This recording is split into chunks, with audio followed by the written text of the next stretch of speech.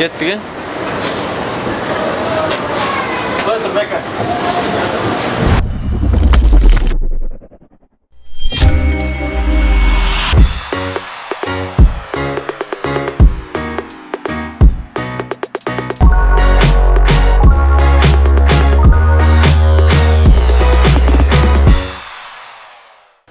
Assalamu alaikum урматтуу көрүүчүлөр, биз баарыңыздарды сагындык, көптөгөн кызыктуу суроолорду даярдап койдук.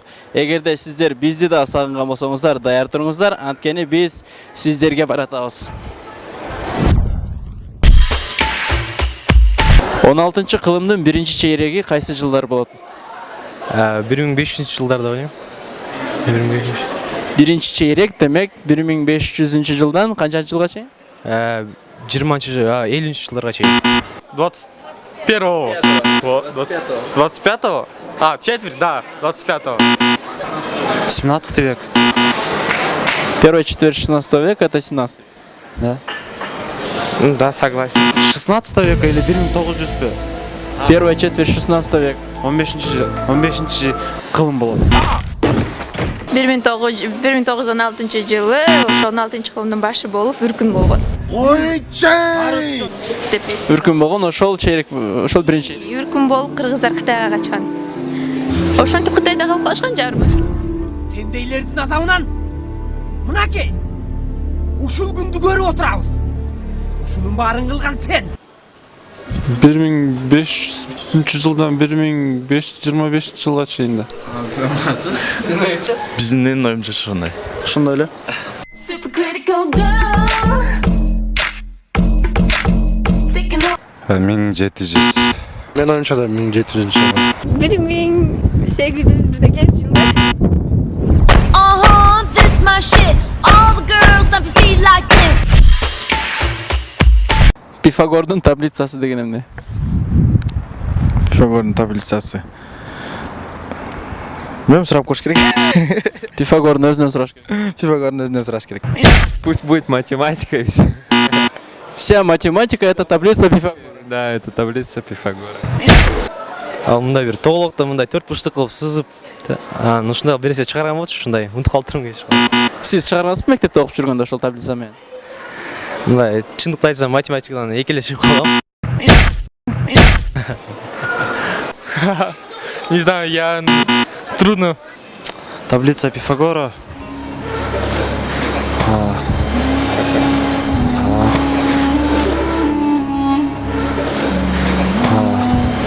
Билбейт ошончу. Не помню. Мамамдан сурап кош керек.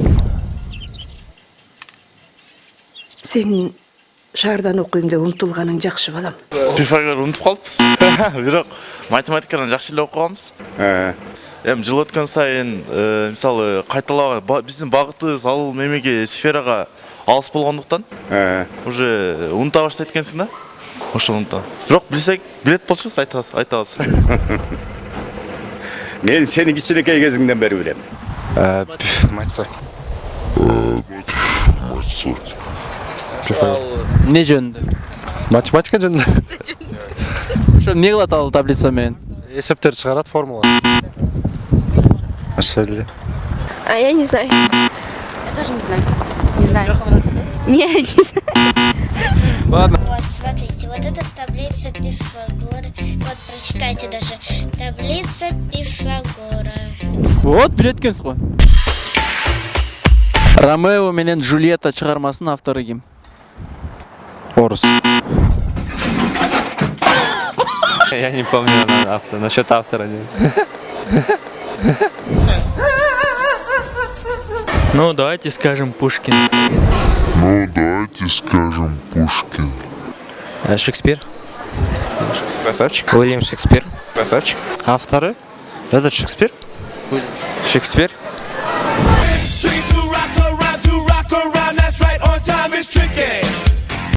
Жилет тошки. Бис. Экөөңүздөр жазган. Ооба. Я тебя уважаю, с днем рождения. Шекспир. Шекспир. Шекспир. Уильям Шекспир. Уильям Шекспир. Чыгыз айтмак.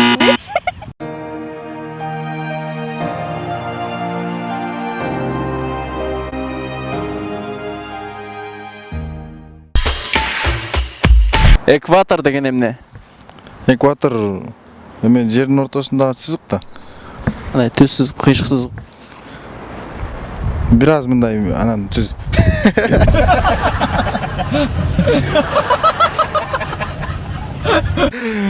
Мындай кес мындай кеткен. Жыланга окшошсуз го.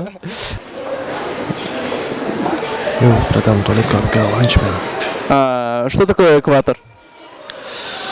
Экватор это эскалатор.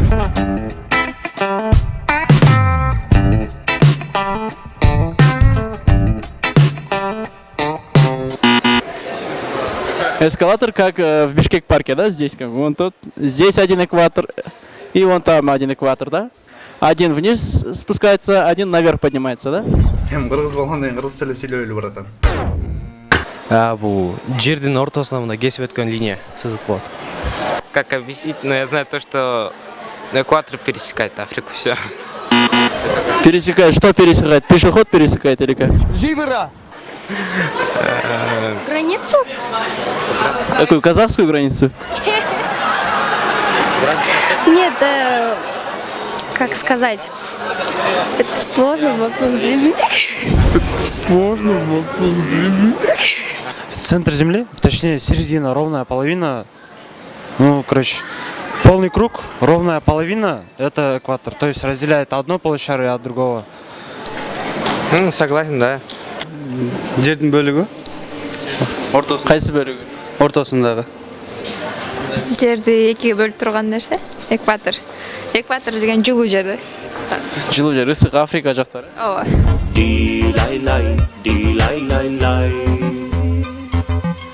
Жердин ортосу да мындай бөлүп өтөт го. Ошо. Эмне бөлүп өтөт? Экватор сызык. Экватор сызыгы бөлүп өтөт демейсиңби? Сел ты, пожалуйста. Эми жерди кесип өткөн сызык.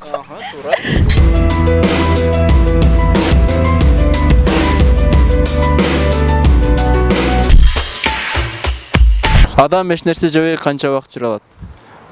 Адамдарды билбейм мен. Мария Магдалена. Адамдарды билбейм мен. Өтө узак убакыт жүрөм. Канча мисалы? 2-3 минуттан.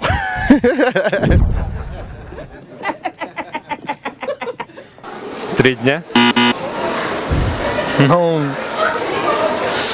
наверное, то, что мы студенты, мы можем неделю так продержаться, ну там где-то как чуть попитаться, ну неделю, наверное. И потом уже... Да. Бир жума жашаса болот деп ойлойм. Неделю. Я и дня не могу, если честно. Не знаю, дней 10. 3 күн. Су içсе болот? Арак ішесіңбі? Шорып ішесіңбі? Анда бир жума. А если без воды, то 3 дня. Если без еды, то 20 дней. Короче. 20? Да. 20 күн өткөндөн кийин? Ну, умрет. Еще короче. Не өлөт да креш. Короче. Sen söyletesin ya. Аны Россияда жүргөндөрдөн сураш керек. Ana Moskva, mına Moskva. Негизи 3 күн жүрө алат. 3 күн. Негизи динде дагы Peygamberimizin da bir hadisinde 3 күндөн кийин адам уже состояниясын жоготот да. 3 күн болуш керек. 3 күн жебей жүрө алат, суу ичпей бир жума жүрө алат. Бир жума жүрө алат. Андан ашып кетсе? Андан ашып кетсе өлүм.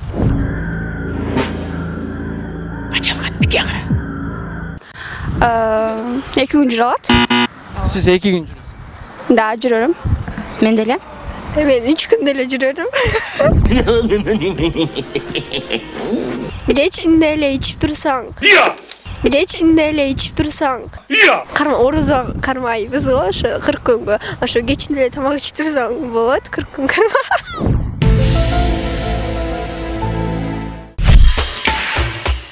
Эгерде бир күнгө президент болуп калсаңыз эмне болмаксыз? Бир күнгө президент болуп калсам жатмакмын. Чалкалап, Чалкалап. Азыр бүт баарын иши эле окшого дейм. İşte atağız biz. Kolumuzdan gelgeni kılıp atağız. Ой, даже не знаю. Ну, там, помогал там нуждающимся. Ну, в этом вроде. Ну, там кто-то, например, строит дом, там пошел бы, помог с фундаментом, да, например? Hem kırgız bolğandan keyin kırgız tili söylöýüli baratan. Естественно.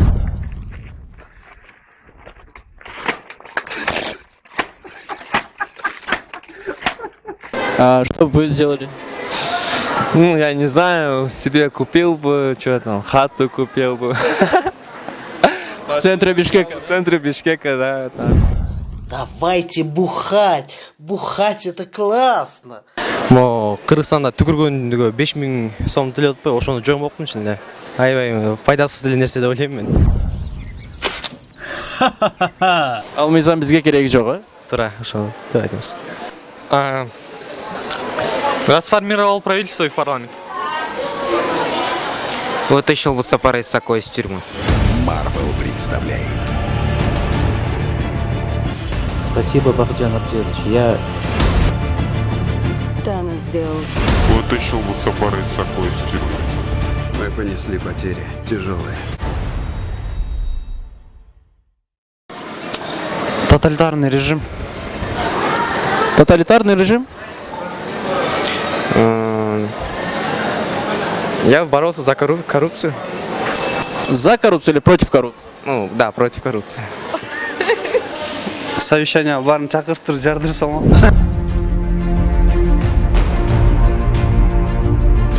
Мол кнопканы бассаң, давай. Базар жок. Siz ne kılmazsınız? Жардам бермек. Bomba taş veriyor. Тамак жасап бермекмин. Вообще молодцы. Мен реформа жүргүзмөк. Кайсыл тармакта? Именно билим берүү системасы. Себеп дегенде азыркы учурда билим берүү тармагыбыз өтө слабый болуп атат. Көбүнчө мисалы мугалимдердин немеси айлык акысы жагынан болосо баягы биздин Тажикстанда алып каралып, Тажикстандагы Жергетал автономиялык областы бар. Ошол Жергетал автономиялык областы бүгүнкү күндө Тажикстан жергесине өтүп кеткен да. Ошол маселени дагы козгомокмун да, бир күндө колдон келишинче ошол жака билим эмесине алып бармак. Себеп дегенде ал жакта канчалаган жаштарыбыз билимге суусап, сабатсыз болуп караңгылыкта өсүп жатат да. Кыскача айтканда сабатсыздык жоймоксуз. Окуу жайлар бекер кылмак. Жолдордон 120 депутатты алмаштырмак. Bir günde barına geçet. Жок, бир күндө 120 депутатты алмаштырганга жетишмек. Вот это поворот! Парижге барып салып келмекмин.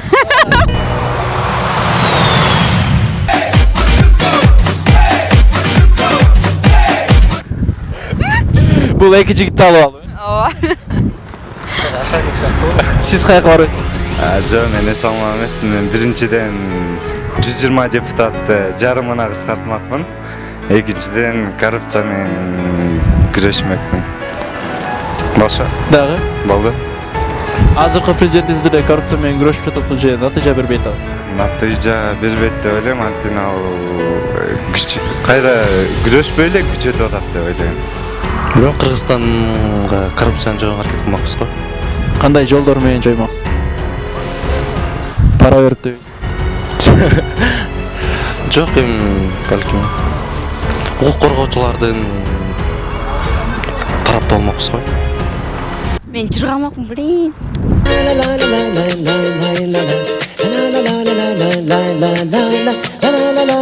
Ne? Amin.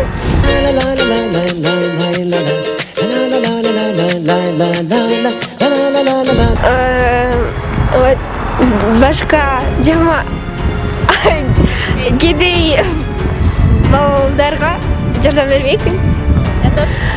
Мен дагы кошулам. Кыргызстан Сүйөбүз Кыргызстан.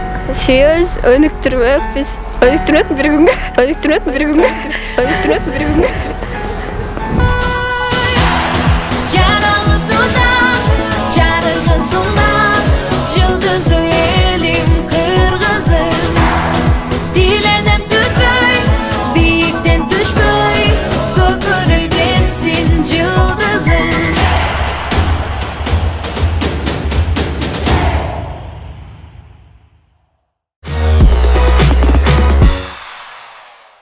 Ардактуу достор, бүгүнкү берүүн суроолорум мына ушулар болду. Бизге ой пикир калтырыңыздар.